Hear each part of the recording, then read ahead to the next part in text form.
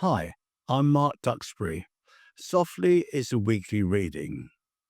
Today, Barrel of Laughs.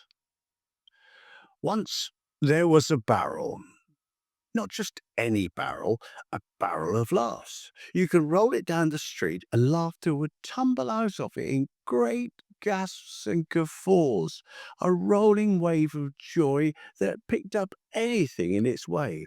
You could swear the barrel laughed too, as if the wood had a mouth, and the hoops were holding something like a rib cage.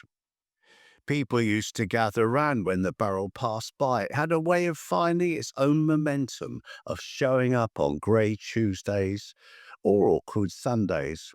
The kind of days that start stuck, like something caught in the throat of time and you don't know whether to just cough it out or go back to bed. It came like a ripple, the sound of it, soft at first, a small, polite chuckle, then a giggle, then a snort, until it was everywhere, suddenly growing in waves. Laughter is infectious, they say, like a yawn, except it feels like living instead of losing time. The barrel would roll past the post office, and old Mr. Glover, who never smiled since his wife left him in 1993, would find himself laughing so hard he had to hold on to the doorframe. Mrs. Jones would come out of her corner shop, shaking her head, like she'd forgotten the punchline to a joke she'd never even heard yet.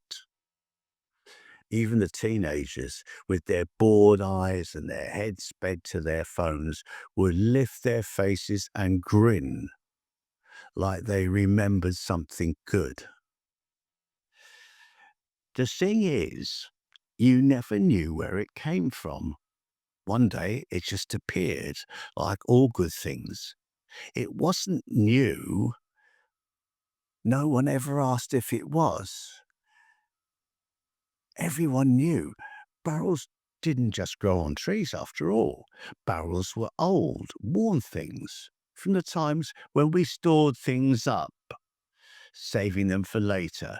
Except this one didn't keep anything in it. It kept leaking. Uncontainable. You could try to stop it, stand in its way, but even if you got your hands on it, the laughter would seep through your fingers, escaping into the cracks of your frown until your face betrayed you. People started looking out for it, watching the roads for the sound, waiting for the laughter to find them. Barrels wear down, like everything else. And one day, no one knows exactly when, it stopped. Just like that. One day, there was laughter, and then the next, nothing. The street felt like a Sunday that never ended, a quiet rumble of something forgotten, something broken.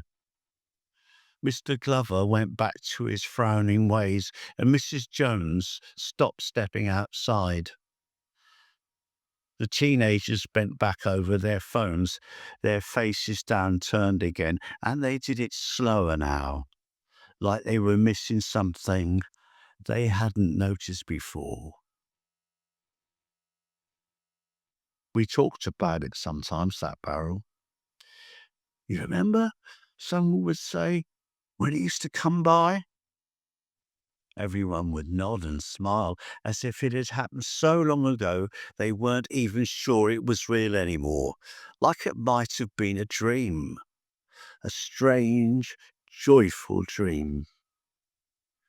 The kind you wake up from with a laugh, already half out of your mouth, caught between sleep and the world.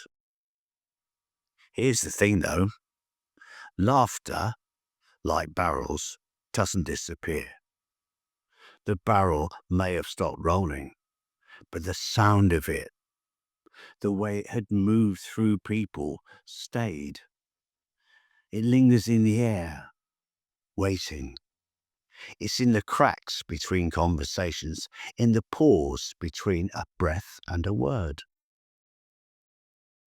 All it needs is a spark, a look, a wrong turn of phrase, and suddenly there it is again, bursting out. You can feel it. Sometimes the way people shift in their chairs, the twitch at the corner of their mouth. The barrel might not be there, but the laughs, oh yes, they're still here, rolling forward, just waiting for someone to let them out.